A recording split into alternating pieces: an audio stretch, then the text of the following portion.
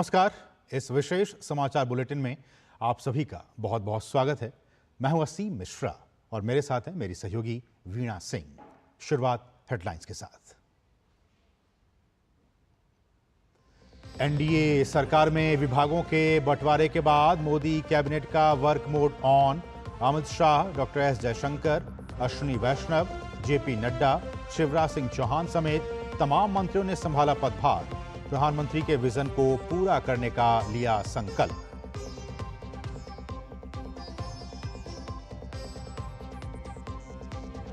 अंतर्राष्ट्रीय योग दिवस को लेकर पीएम मोदी का आह्वान। योग दिवस से पहले साझा किए योग के वीडियो।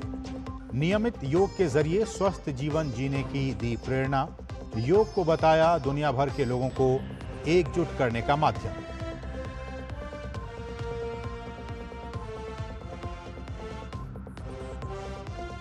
मोहन मांझी होंगे ओडिशा के नए मुख्यमंत्री।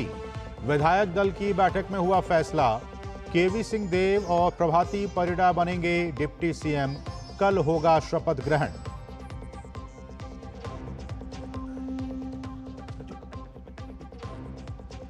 आंध्र प्रदेश में टीडीपी, जनसेना और बीजेपी गठबंधन ने चंद्रबाबू नायडू को चुना नेता।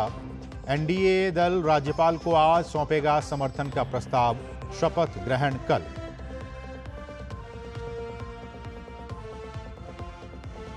अरुणाचल में भाजपा विधायक दल के नेता चुनने के लिए रविशंकर प्रसाद और तरुण चुग को बनाया गया पर्यवेक्षक। 60 विधानसभा सीटों में से 46 पर जीत हासिल कर बीजेपी ने फहराया है जीत का परचम।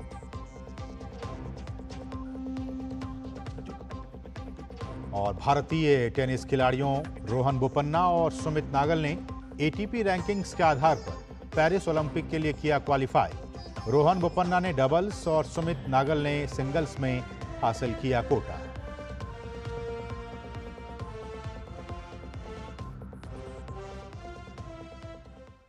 और अब सभी खबरें विस्तार से।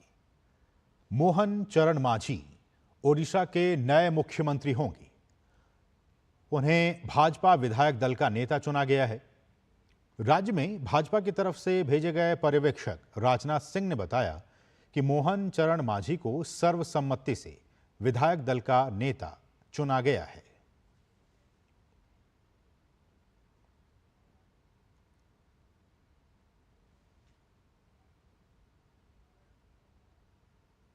मुख्यमंत्री पद हेतु नाम आमंत्रित किए तो केवी सिंह देव जी ने सबसे पहले खड़े होकर मुख्यमंत्री पद के लिए श्री मोहन मांझी का नाम प्रस्तावित किया और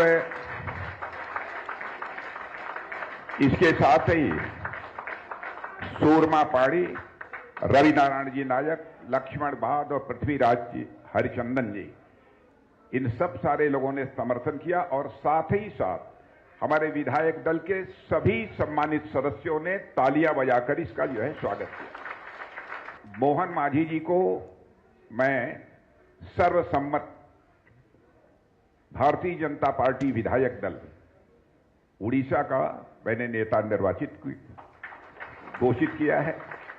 उप मुख्यमंत्री के रूप में श्री केवी सिंह देव जी और श्रीमती प्रभाती परिडा, इनके नाम की भी यही घोषणा कर दी जाए तो मुख्यमंत्री जी की सहमति से इन नामों की भी घोषणा की है। और आइए अब एक नजर डालते हैं मोहन चरण मांझी के राजनीतिक सफर पर। मोहन चरण मांझी ओडिशा में भाजपा के वरिष्ठ नेता हैं। 2024 के ओडिशा विधानसभा चुनाव में भी मोहन मांझी क्योंझर विधानसभा सीट से ही चुनाव जीते हैं। वो 2019 के ओडिशा विधानसभा चुनाव में बीजेपी के सदस्य के रूप में क्योंझर से ओडिशा विधानसभा के लिए चुने गए थे। 2004 के ओडिशा विधानसभा चुनाव में भी मोहन मांझी ओडिशा की इसी सीट से चुनाव जीते थे। साल 2000 में भी मांझी क्योंझर विधानसभा सीट से ही चुनाव जीते थे।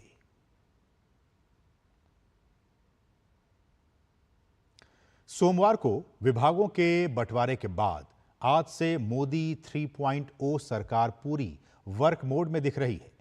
सुबह से ही कई मंत्रियों ने अपने अपने मंत्रालयों की जिम्मेदारी संभाल ली है। इसी कड़ी में अमित शाह ने एक बार फिर केंद्रीय गृह मंत्री के तौर पर आज पदभार संभाला।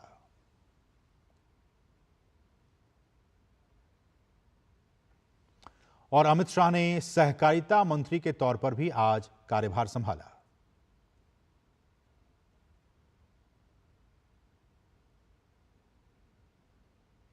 डॉक्टर एस जयशंकर ने आज एक बार फिर विदेश मंत्री के तौर पर पदभार संभाला।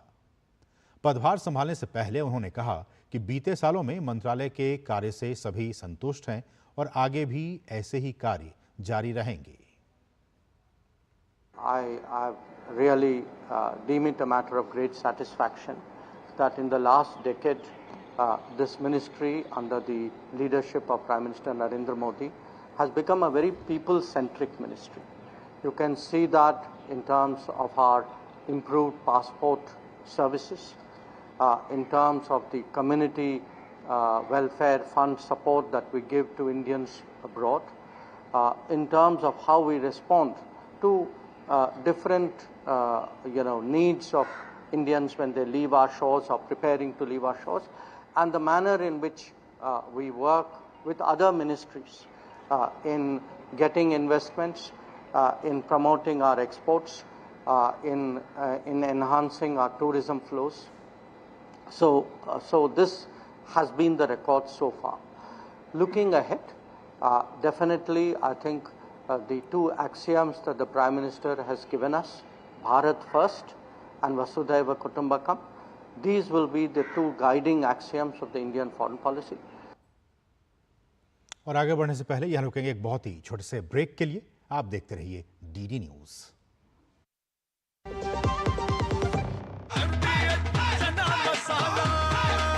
अब छोलिया हो या लोबिया, सफेद चने या काले चने, सब कुछ मजेदार बने। घुटना, कंधा या कमर, चाहे जैसा हो दर्द, डॉक्टर ऑर्थो आपको देता है दर्द से पूरी आजादी। ये कोई टेम्पररी पेन किलर नहीं, आयुर्वेदिक औषधि है। बात जब पीढ़ियों के लिए बनने वाले घर की हो तो जिम्मेदारी बड़ी हो जाती है। गैलेंट समझता है ये जिम्मेदारी। अब डबल एम रिब्स के साथ गैलेंट एडवांस TMT रीबार, निर्माण का रियल हीरो। लाल रंग इसका अपार, तीखा कम है फिर भी स्वाद। बेमिसाल, बेमिसाल, MDH Kashmiri. MDH Kashmiri. MDH। नए दिन की करें शुरुआत भारतीय ज्ञान परंपरा, संस्कृत और स्वास्थ्य के साथ। स्वास्थ्य में उपयोगी आयुष पद्धतियों का विज्ञान, संस्कृति, कला, योग का अद्भुत ज्ञान। देखिए विशेष कार्यक्रम सुप्रभातम सोमवार से शुक्रवार सुबह 7 बजे सिर्फ डीडी न्यूज पर। जिन्होंने यूज किया है वो जानते हैं असली हींग का स्वाद। MDH सुपर हींग, शुद्धता का असली तड़का। MDH। और ब्रेक के बाद आपका फिर से स्वागत है। बढ़ेंगे आगे। अश्विनी वैष्णव ने सूचना एवं प्रसारण मंत्री के रूप में आज कार्यभार संभाला। इस मौके पर उन्होंने कहा कि पीएम मोदी को देश ने एक बार फिर आशीर्वाद देकर देश की सेवा का मौका दिया है। 10 साल में प्रधानमंत्री श्री नरेंद्र मोदी जी ने भारत की आर्थिक ताकत को 11वें स्थान से 5वें स्थान पे लाए, जन जन के जीवन में एक बहुत बड़ा चेंज लाए। इसी भावना के साथ प्रधानमंत्री श्री नरेंद्र मोदी जी की सरकार मजबूत करने के लिए उसी भावना के साथ, जनता की सेवा की भावना के साथ काम करें।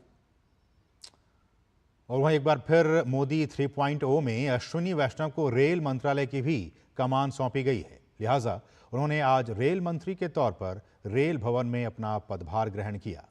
इस मौके पर उन्होंने कहा कि पीएम के विजन को जमीन पर लाने में रेल मंत्रालय एक अहम भूमिका अदा करेगा।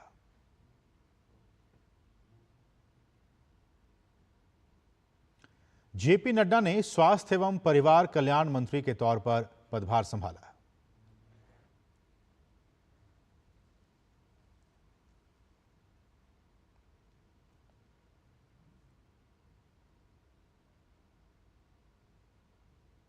और केंद्रीय मंत्री जेपी नड्डा ने रसायन एवं उर्वरक मंत्री का भी कार्यभार आज संभाला।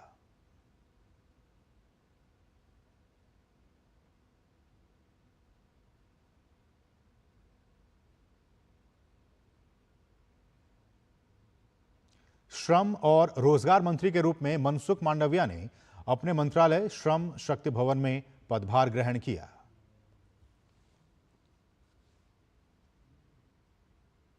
और विधिवत पूजा अर्चना के बाद मनसुख मांडविया ने श्रम और रोजगार मंत्री के तौर पर आज पदभार संभाला।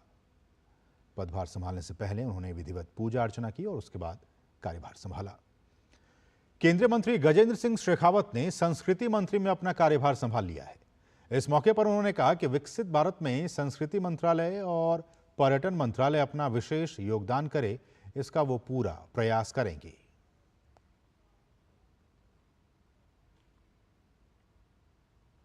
गजेंद्र सिंह शेखावत ने पर्यटन मंत्री के तौर पर भी अपना पदभार ग्रहण किया।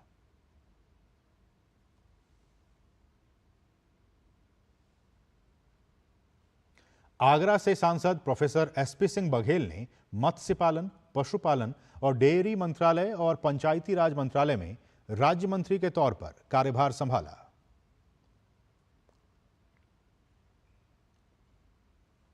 और वहीं अनुप्रिया पटेल ने स्वास्थ्य एवं परिवार कल्याण राज्य मंत्री का कार्यभार संभाला।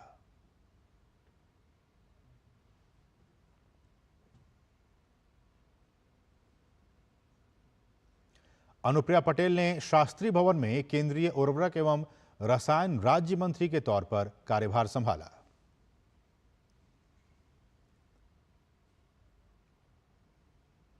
केंद्रीय मंत्री ज्योतिरादित्य सिंधिया ने संचार मंत्री का पदभार संभाला।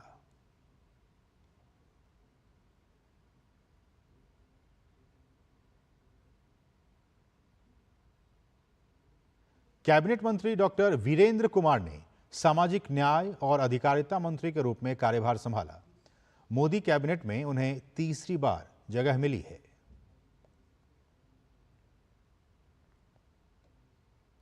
मुंगेर संसदीय क्षेत्र का तीसरी बार प्रतिनिधित्व कर रहे राजीव रंजन सिंह उर्फ लल्लन सिंह ने मत्स्य पालन, पशुपालन और डेयरी मंत्री के तौर पर पदभार संभाला।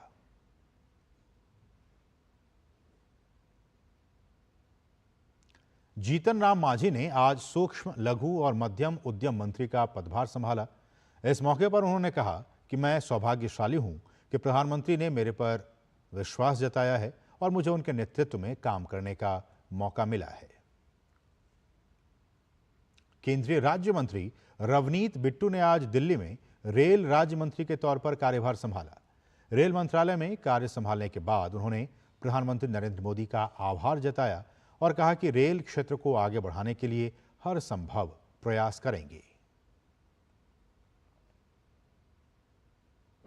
वहीं संजय सेठ ने बतौर रक्षा राज्य मंत्री का पदभार संभाला।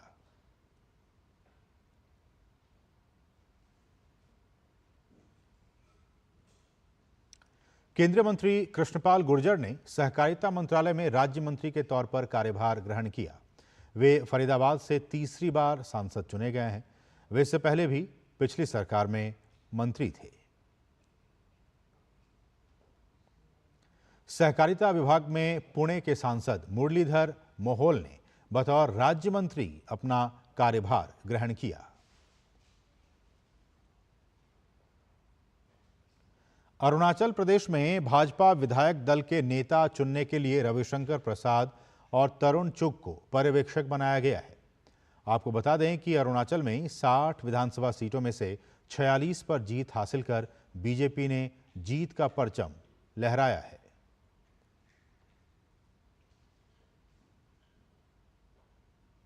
और यहां रुकेंगे एक और छोटे से ब्रेक के लिए। आप देखते रहिए डीडी न्यूज। MDH का किचन किंग किचन में हो तो हम सब कुछ बना सकते हैं। बैंगन का भरता, आलू गोभी, भिंडी मसाला और भी बहुत कुछ। MDH डॉक्टर ऑर्थो ऑयल के रेगुलर मसाज से जॉइंट हेल्थी रहते हैं। और अगर प्रॉब्लम बहुत पुरानी है तो डॉक्टर ऑर्थो कैप्सूल्स साथ लेना ना भूलें। अब दर्द भी घुटने टेकेगा। बात जब पीढ़ियों के लिए बनने वाले घर की हो तो जिम्मेदारी बड़ी हो जाती है। गैलेंट समझता है ये जिम्मेदारी। अब डबल M रिब्स के साथ गैलेंट एडवांस TMT रीबार, निर्माण का रियल हीरो। पाव भाजी को फेवरेट बनाता है MDH पाव भाजी मसाला। MDH पाव भाजी मसाला। MDH बनाए पाव भाजी लाजवाब। Here, gravity and physics don't call the shots, and sound travels slower than you. This is a different kind of place. That's why we're looking for different kind of people, for whom excellence is not a job, but a way of being, be it in the sky or on the ground. We are looking for an invincible team of invincible people. People who are a cut above. Join the Indian Air Force to be a cut above. बढ़िया है प्राकृतिक हल्दी मिर्ची धनिया नहीं, मिर्ची धनिया हल्दी MDH। मसाले सच सच MDH। और ब्रेक के बाद आपका फिर से स्वागत है। बढ़ेंगे आगे। मुख्यमंत्री योगी आदित्यनाथ के नेतृत्व में उत्तर प्रदेश मंत्रिमंडल की बैठक में 41 प्रस्ताव पास किए गए, जिसमें से 26 प्रस्ताव जल शक्ति विभाग से जुड़े हुए हैं। योगी मंत्रिमंडल ने ललितपुर, झांसी, महोबा, मिर्जापुर जैसे जिलों से जुड़ी परियोजनाओं को मंजूरी प्रदान की। वहीं राज्य विश्वविद्यालय से राज्य शब्द हटाने का प्रस्ताव पास हुआ। 2 निजी विश्वविद्यालय को लेटर ऑफ इंटेंट देने का प्रस्ताव पास हुआ, तो महाकुंभ 2025 की तैयारियों के से जुड़े प्रस्ताव को भी मंजूरी दी गई। इस बार प्रयागराज में 3200 हेक्टेयर से बढ़ाकर 4000 हेक्टेयर में मेला लगेगा। महाकुंभ में घाटों का दायरा बढ़ाने का भी फैसला किया गया। वन विभाग से कुंभ में लकड़ी के लाट लेने के लिए 99,000 के सापेक्ष 79,000 लाट लेने के लिए 236 करोड़ का प्रस्ताव पारित हुआ। बिजली विभाग में लोन लेने के लिए 1000 करोड़ का लोन 9.5% की दर से हुडको से लेने का प्रस्ताव भी पास हुआ। साल 2024-25 के लिए स्थानांतरण नीति को भी मंजूरी प्रदान की गई।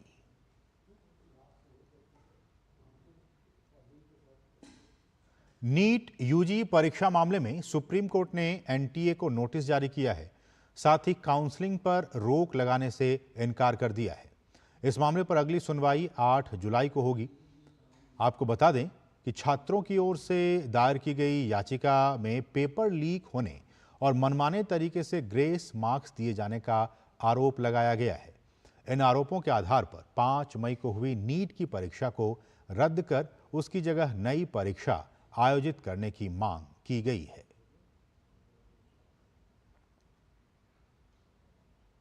देश में अब विदेशी विश्वविद्यालयों की तर्ज पर छात्र कॉलेज में साल में 2 बार प्रवेश ले सकेंगे। विश्वविद्यालय अनुदान आयोग ने इस योजना को मंजूरी दी है। 2024-25 शैक्षणिक सत्र से 2 प्रवेश चक्र यानी जुलाई, अगस्त और जनवरी, फरवरी होंगे। इस सिलसिले में यूजीसी के अध्यक्ष जगदीश कुमार ने कहा है कि अगर भारतीय विश्वविद्यालय साल में 2 बार प्रवेश दे सकें तो इससे कई छात्रों को लाभ होगा, जैसे कि वे छात्र जो बोर्ड परीक्षा के परिणामों की घोषणा में देरी, स्वास्थ्य संबंधी समस्याओं या व्यक्तिगत कारणों से जुलाई अगस्त सत्र में किसी विश्वविद्यालय में प्रवेश लेने से चूक जाएं। झारखंड में मनी लॉन्ड्रिंग मामले में गिरफ्तार आलमगीर आलम ने कैबिनेट मंत्री और कांग्रेस विधायक दल के नेता पद से इस्तीफा दे दिया है। 3 सप्ताह पहले आलमगीर को रांची की एक अदालत ने 6 दिनों की ईडी रिमांड पर भेजा था। रांची में आलमगीर के परिसरों से छापेमारी में 35 करोड़ से अधिक की नकदी बरामद हुई थी। उनके निजी सचिव संजीव लाल और घरेलू सहायक जहांगीर आलम को भी ईडी ने गिरफ्तार किया था।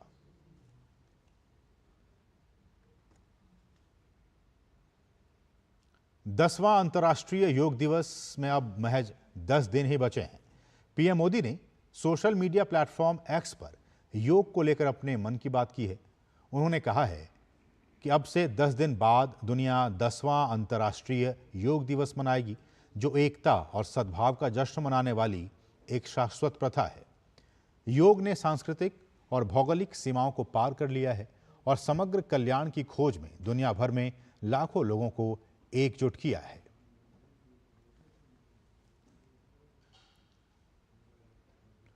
अंतर्राष्ट्रीय योग दिवस के लिए देश भर में कई कार्यक्रम आयोजित किए जा रहे हैं। वाराणसी, जो कि योग और आध्यात्म की नगरी है, वहां भी लोग योग की तैयारी लगभग कई महीनों से लगातार कर रहे हैं। वाराणसी में संपूर्णानंद संस्कृत विश्वविद्यालय में नियमित रूप से योग का अभ्यास प्रोफेसर राजकुमार के द्वारा कराया जाता है।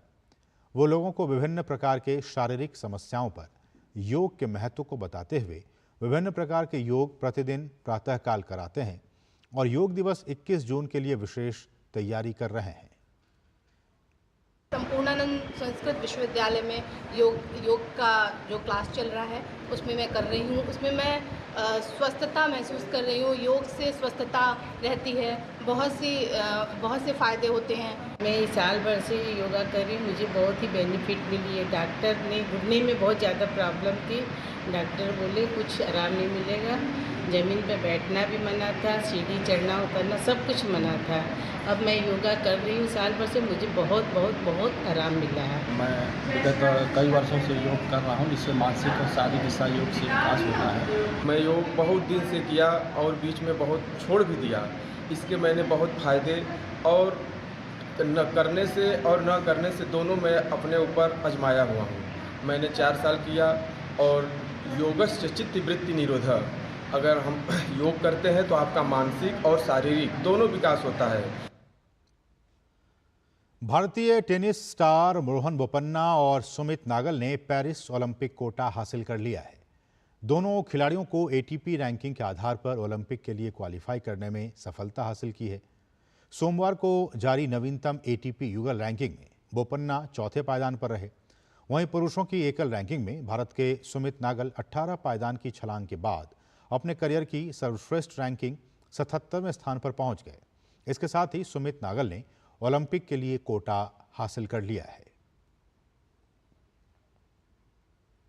वहीं पेरिस ओलंपिक के लिए भारतीय राइफल एंड पिस्टल टीम का ऐलान कर दिया गया है। इस दल में कोई बड़ा सरप्राइज देखने को नहीं मिला है। मनु भाकर एकमात्र शूटर हैं जो एक से ज्यादा इवेंट में हिस्सा लेंगी। तो इसके साथ इस विशेष समाचार बुलेटिन में बस इतना ही। मुझे और हमारी पूरी टीम को दीजिए अनुमति। नमस्कार।